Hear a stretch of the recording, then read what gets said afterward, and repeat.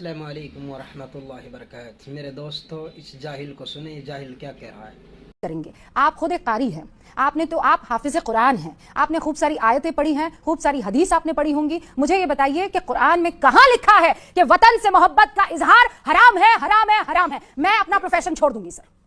बिस्मिल्लाहिर्रहमानिर्रहीम, इन्नमल अमालु बिन्नियात। मैंने अभी आपके सामने जो हदीस पढ़ी है, उस हदीस का मतलब ये है कि आप खाक कोई भी काम करें, लेकिन आपके काम और आपके अमाल का दारो मदार आपकी नियत पर है। नियत। अब आते हैं वंदना पर। मौलाना साहब ने जो बात कही कि हम लोग अल्लाह के सिवा किसी को सजदा नहीं कर सकते, मैं मौलाना की इस बात से 100% इत्तिफाक रखता हूं। मैं भी सजदा किसी को अल्लाह के अलावा नहीं कर सकता, लेकिन यह कैसे डिसाइड करेंगे मौलाना कि वंदे मातरम कहना अल्लाह के अलावा किसी को सजदा करना है? आप सुन लीजिए, मैं आपके बीच में नहीं बोलूंगा, आप पूरी सुन लीजिए।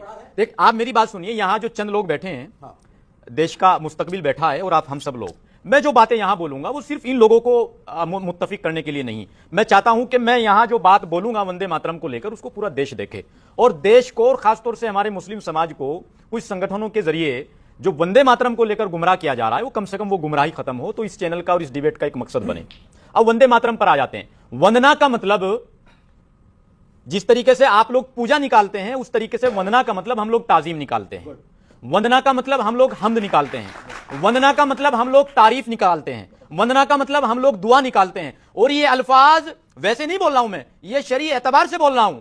वंदना का मतलब सिर्फ पूजा नहीं हो सकता। वंदना, और अगर मेरी इस बात को कोई चैलेंज कर दे दुनिया का कोई मुफ्ती, तो मैं आज ही अभी अपने पद से इस्तीफा दे दूंगा।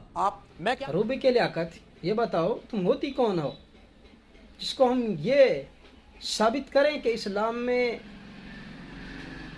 देश से मोहब्बत करना जायज़ है कि नहीं है? तुम सर्टिफिकेट दोगी? तुमने ठेका लिया हुआ है? किस खेत की मूली हो तुम? अगर तुम्हें मालूम हो मुसलमान वो कौम है इस रोज़ ज़मीन पर 24 घंटे में 5 मरतबा अल्लाह के सामने इसी ज़मीन पर झुकती है। मुस्लिम वो कौम है कि जब मर जाते हैं तो इसी ज़मीन में दफन हो जाते हैं। तुम हमसे देश की मोहब्बत का सर्टिफिकेट मांगोगी? तुम्हारे लिए हम साबित करेंगे। कौन हो तुम? किस खेत की मूली हो? तुम क्या जानते हो इस्लाम के बारे में? मेरे नबी ने हमें क्या बतलाया है? और ये जाहिल जो 5,000 में तुमने बुलाया हुआ है, 10,000 में जो पैसों में यहाँ आकर बोल रहा है, इस्लाम की गलत तशरीह कर रहा है, मुसलमानों की जो चैलेंज कर रहा है मुसलमानों को कि मेरे लिए कोई साबित करे। अबे जाहिल, तुम्हें क्या मालूम है? तुम्हें इल्म का ऐन मालूम नहीं है कि इसका मतलब क्या होता है? तुम मुफ्ती हो, तुम आलिम हो, क्या हो तुम्हें क्या मालूम?